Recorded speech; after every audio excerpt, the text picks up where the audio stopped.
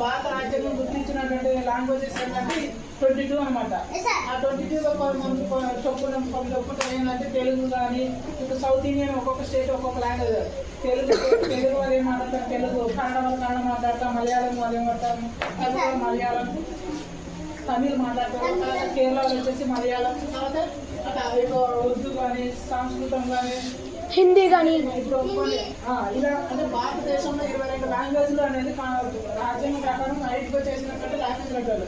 దీంట్లో కొన్ని రీసెంట్ గా కొన్ని ఇంకా ఐడెంటిఫై చేసినామంట. అంటే కొన్ని తర్వాత 15th languages Konkani, Manipuri, 15th 16 వచ్చేసి మణిపూరి, తర్వాత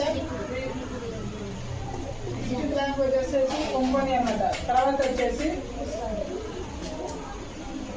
15th లాంగ్వేజ్ కొంకణి, తర్వాత 16, 17 22 లాంగ్వేజెస్ కాన్స్టిట్యూషన్ ప్రకారం గుర్తించగలనమాట.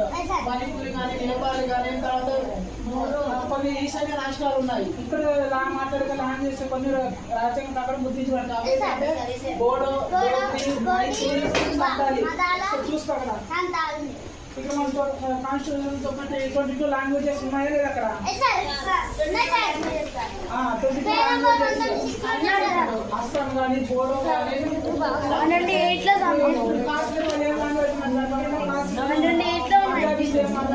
పంజాబ్, హిందీ స్టేట్స్, హిందీ కూడా రాష్ట్రాలు మహారాష్ట్ర కానీ, ఉత్తరప్రదేశ్, బీహార్ ఇలాంటి స్టేట్స్ లో హిందీ మాట్లాడతారన్నమాట.